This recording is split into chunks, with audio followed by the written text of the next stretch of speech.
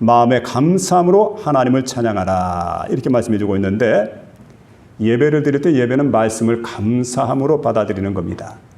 그리고 감사함으로 시와 찬미와 신령한 노래로 하나님께 찬양하면서 화답하는 시간이 바로 예배하는 시간입니다.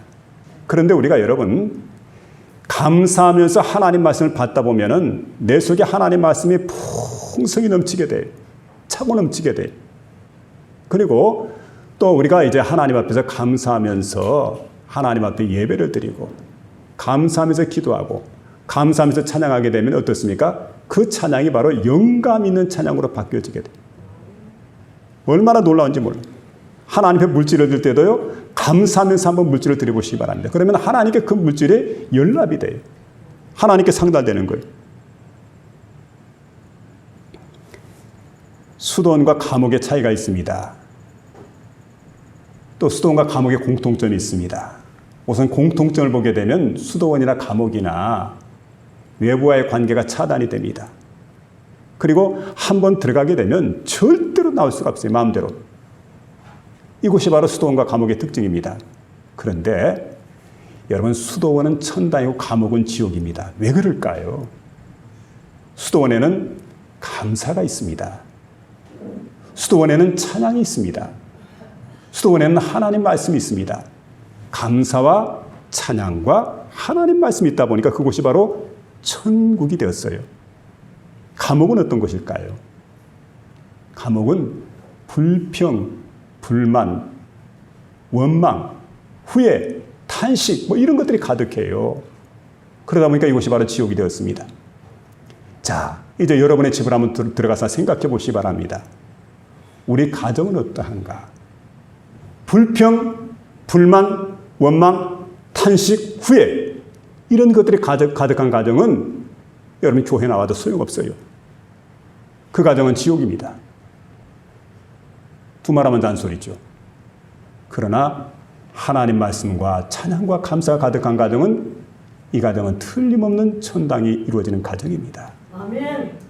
여러분 생각해 보세요. 천국을 이루며 살기를 원합니까? 아멘. 지옥을 이루며 살기를 원합니까? 선택은 내게 있어요. 어떤 가정을 내가 만드느냐, 어떻게 내가 살아가느냐, 너무 중요한 일입니다. 그러므로 우리가 매주 하나님 앞에 나서 예배를 드립니다만은 예배하는 시간은 변화가 일어나야 돼요.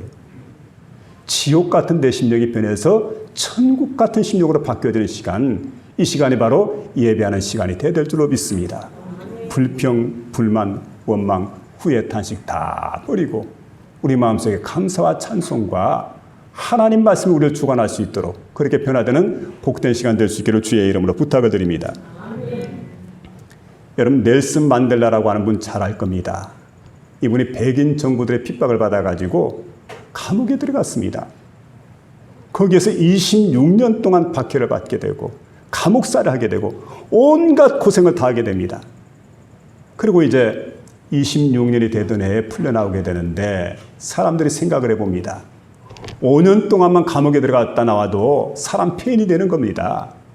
건강 다 잃어버리고 허약해질 수밖에 없는데 26년 동안 만기 복역을 하게 되고 출소를 하게 될 때 이제 만델라는 허약한 몸으로 겨우 기어서 나올 거라고 생각을 했는데 만델라가 나올 때 보니까 아주 건강한 모습으로 당당하게 걸어 나옵니다. 그래서 건강을 유지한 비결을 그에게 물었습니다. 물론 넬슨 만델라는 규칙적인 생활을 감옥에서 했습니다. 운동을 또 거기서 많이 했습니다. 푸시업도 하고 팔굽혀펴기 아닙니까? 이런 운동도 하고 많은 운동을 했어요. 그런데 건강하게 된 비결이 뭐냐라고 물을 때 그가 고백을 하게 됩니다. 예, 건강의 비결은 감사입니다. 난 감옥에 들어갔지만 하늘을 보고 감사하고 땅을 보고 감사하고 강제노동 수용소에서도 나는 감사의 생활을 했습니다. 그랬더니 건강을 유지할 수가 있었노라고 그런 고백을 하고 있습니다. 여러분, 어떤 환경, 그게 문제가 아닙니다. 그래서 이제 그는 건강을 지킬 수 있는 비결이 바로 감사에 있었는데, 여러분, 감사하는 자에게 기적이 베풀어집니다. 감사하는 자에게 능력이 나타납니다. 그래서 감사가 얼마나 소중한지 몰라요. 그래서 훗날 그는 노벨상을 받게 되고 노벨 평화상이죠. 그리고 이제 남아프리카 공화국 제1대 흑인 대통령이죠. 흑인 대통령으로서는 여러분 그 자리까지 오르게 돼요. 얼마나 놀라운 일입니까? 그래서 원망 불평하는 사람들, 감사하는 사람들 차이점이 있습니다. 여러분 감사하는 사람이 원망 불평하는 사람보다 훨씬 건강하다는 것. 감사하는 사람이 원망 불평하는 사람보다 훨씬 더 장수한다는 것. 감사하는 사람이 원망 불평하는 사람보다 훨씬 더 성공할 확률이 높다는 것. 여러분 기억하며 살아가시길 바랍니다. 이유는 감사를 드리는 모든 사람들에게 하나님께서 감사 속에다가 기적의 씨앗을 심어놓았기 때문에 감사에는 반드시 기적이 일어납니다. 감사에는 반드시 능력이 나타납니다. 어린 시절에 작두샘이라는 게 있었습니다. 작두샘은요, 두레박 시대가 지나고 수도 시대가 오기 전에 그 중간 시대가 바로 작두 시대입니다. 이게 작두샘이라고 하는 게 왜 작두샘인고 하니 꼭 이렇게 펌프질하는 그 모양이 작두같이 생겼다. 그래서 작두샘인데 제가 원리를 가만히 생각을 해봤어요. 왜 이게 물이 나올 때가 물이 안 나올 때가 있을까 생각을 해봤는데 이 원리가 이렇습니다. 여러분 그 작두샘을 보게 되면은 그냥 펌프질하게 되면은 이게 까딱까딱까딱 소리만 내고 힘이 없어요. 그래 물이 안 올라옵니다. 그럴 때 어떻게 합니까? 물 한 바가지를 푸죠. 물 한 바가지 퍼가지고 작두에다가 이렇게 집어넣어요. 그런데 이 한 바가지를 뭐라고 하냐면 이걸 마중물이라고 그래요. 마중물을 퍼서 작두샘에 이렇게 집어넣고 펌프질하게 되면은 처음에는 이게 가벼워요. 까딱까딱 이러다가 한참 펌프질하다 보면은 찌익 하는 소리가 납니다. 그러면서 깔짝깔짝깔짝 하면서 물이 나와요. 조금씩 나오다가 나중에 콸콸콸콸 쏟아져 나오게 됩니다. 원리가 뭘까요? 이 작두샘은요, 진공 상태가 됐을 때 작두질하게 되면, 펌프질하게 되면은 이게 물이 올라오게 돼 있어요. 근데 그동안에 왜 물이 안 올랐습니까? 진공 상태가 아닌 공기가 그 속에 들어갔기 때문에 펌프질해도 가벼웠던 거예요. 근데 펌프질 할 때 좀 무게가 주어지게 되죠. 그러면서 찍 하고 소리를 내면서 물이 올라왔던 것은 공기가 빠진 소리. 공기가 다 빠져버리고 그리고 이제는 진공 상태가 되었기 때문에 물이 올라옵니다. 하나님께 예배를 드리잖아요.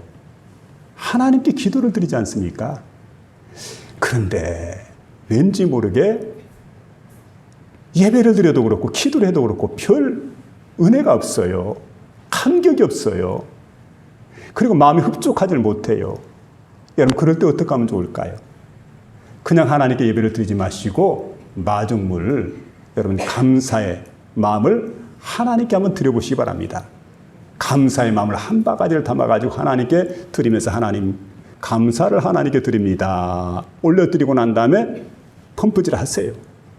그러고 나서 하나님께 예배를 드리게 되면 예배가 활활 쏟아져 나오죠. 하나님 은혜가 예배하는 시간에. 그리고 이 기도하는 시간에 하나님께서 은혜를 베푸시는데 펑펑 쏟아지는 은혜를 내가 체험을 하게 돼요. 찬양을 할 때 내가 은혜를 체험하게 되고 그래서 여러분 감사의 마중물을 하나님께 드리게 되는 저와 여러분 될 수 있기를 주의 이름으로 부탁을 드립니다. 그럴 때 풍성한 은혜가 우리 가운데 주어지게 돼요. 그래서 여기 보면 자 우리가 이제 그 16절에 보니까 감사함으로 하나님을 찬양하라 이렇게 말했는데 감사함으로 하나님을 찬양하라. 감사함으로 하는 것을 밑에 각주에 보니까 은혜라고 번역이 되어 있습니다. 여러분 은혜는 어느 때 우리에게 오게 됩니까? 감사할 때. 감사 이꼬르 은혜입니다. 감사는 은혜예요. 은혜는 감사입니다. 은혜가 어느 때 주어지느냐? 감사할 때. 하나님께 예배 드릴 때 은혜 받기 원합니까? 감사로 드려서 은혜 받는 복된 심령 될 수 있기를 주의 이름으로 부탁을 드립니다. 마지막 세 번째 감사하는 삶을 살아야 된다는 거지요. 여러분 우리가 감사하는 마음으로 하는 제목인데 이 마음으로 우리가 감사하는 삶을 살아야 돼. 감사하는 삶을 살아내야 돼. 17절에 말합니다. 또 무엇을 하든지 말에나 일에나 다 주 예수의 이름으로 하고 그를 힘입어 하나님 아버지께 감사하라. 이것은 삶 속에서의 감사를 뜻합니다. 사람들을 만날 때마다, 일을 할 때마다, 말을 할 때마다 감사를 앞세우라는 거예요. 근데 여러분, 감사합니다, 감사합니다 이러면 누군가에게 우리가 은혜를 받지 않습니까? 은혜를 받고 난 다음에 감사합니다 하게 되면은 베푼 사람들의 마음에 행복감이 젖어들게 됩니다. 그리고 베푼 사람들의 마음이 만족해지죠. 그런데 감사하다는 말이 없게 되면 어떻습니까? 그 사람 마음속에 상실감이 찾아오게 돼요. 그래서 언제든지 우리가 감사를 표현하는 게 얼마나 중요한지 모릅니다. 근데 우리가 감사 마음을 가지고 일을 하게 될 때 일도 능률이 오릅니다. 이런 이야기가 있습니다. 독일에 있는 바덴이라고 하는 한 청년이 여행을 하다가 한 시골을 지나가다가 그 싸구려 여관에 들어가서 거기서 하룻밤을 잠을 자게 됩니다. 근데 하룻밤 잠을 자고 아침에 일어나서 보니까 신었던 신발이 구두가 사라져 버렸어요.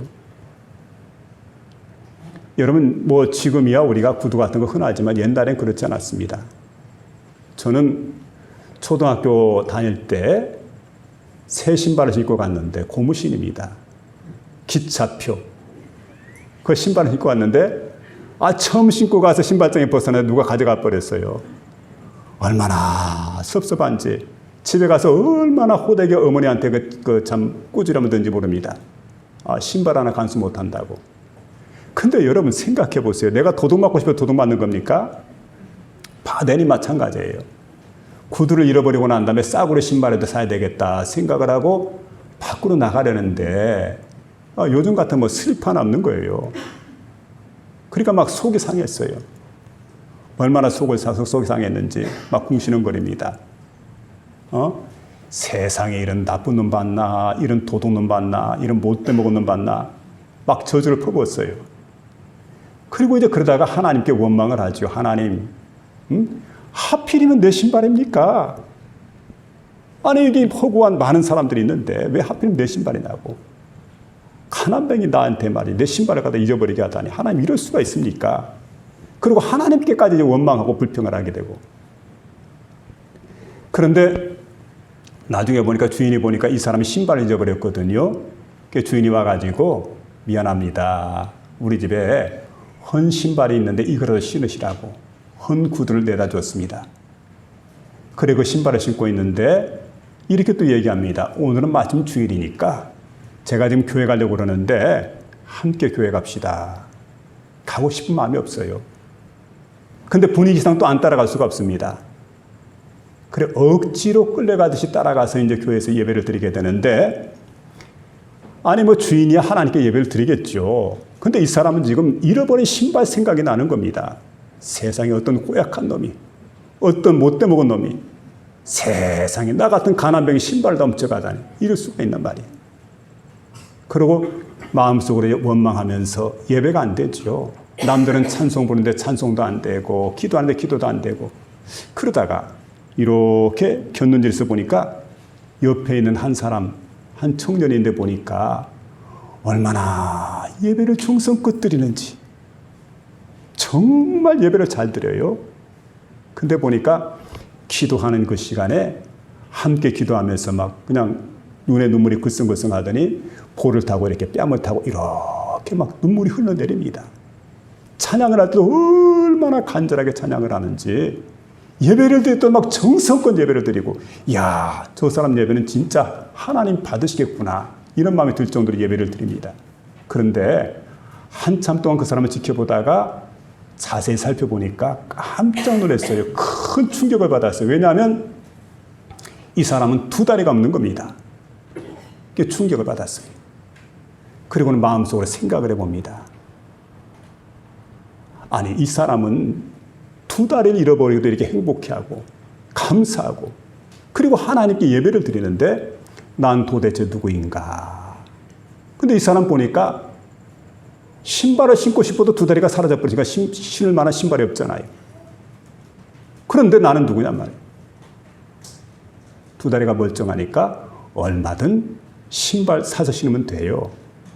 근데 내가 주변 사람들이 이렇게 원망하고 또 저주까지 하게 되고, 아무런 상관이 없어 그 하나님께 원망하고 불평까지 했으니 이건 내가 잘못됐구나 생각을 하고는 자신의 태도를 그때 고친 겁니다. 인생관이 바뀌게 된 거예요. 그래서 그때부터는 없는 걸 생각하는 것이 아니고 내게 주어진 것, 있는 것 가지고 감사 생활하기 시작하고 원망 불평은 절대 하지 않고, 그리고 이제 이 사람이 생각을 합니다. 내가 앞으로 세상을 어떻게 살아갈 것인가. 내가 이제는 원망하고 불평하는 대신에 감사하며 살아가자. 그리고 적극적으로 살아가자고. 그리고 생활 태도를 갖다 완전히 바꿨어요. 그리고 난 다음에 그 사람이 승승장구하기 시작하더니 나중에는 재무장관까지 올라갔다는 거죠. 독일에 있는 재무장관 바덴에 관한 얘기가 이렇게 소개되어지고 있습니다. 여러분, 종은 울릴 때까지 종이 아닙니다. 그리고 사랑은 표현할 때까지 사랑이 아니죠. 행복이라고 하는 것은 감사할 때까지 내게 행복이라고 볼 수가 없습니다. 여러분, 집안에 들어가면 사랑하는 아내가 있습니다. 사랑하는 남편이 있습니다. 우리는 고백을 합니다. 당신 때문에 행복해. 당신 때문에 살맛이 나. 그 가정이 어떤 가정입니까? 행복한 가정이에요. 교회를 올 때도 하나님께서 이런 소중한 교회를 내게 주셨구나. 정말 좋은 분들을 내가 만나게 해주셨구나. 좋은 목사님 만나게 해주셨구나. 하나님 감사합니다. 이런 마음이 필요하지요. 오늘이 맥주 감사절입니다. 왜 감사절 지키라고 합니까? 우리의 감사를 잃어버리기 때문에, 마귀 사탄이 와서 우리의 감사를 다 뺏어가 버리기 때문에 우리에게 감사를 지키라. 감사절 지키고 감사를 우리가 회복해야 됩니다. 잃어버렸던 감사를 회복하고 하나님과의 관계가 새로워지는, 그래서 하나님 주신 은혜가 우리 가운데 충만하게 임하게 되는 복된 시간 될 수 있기를 주의 이름으로 축원합니다.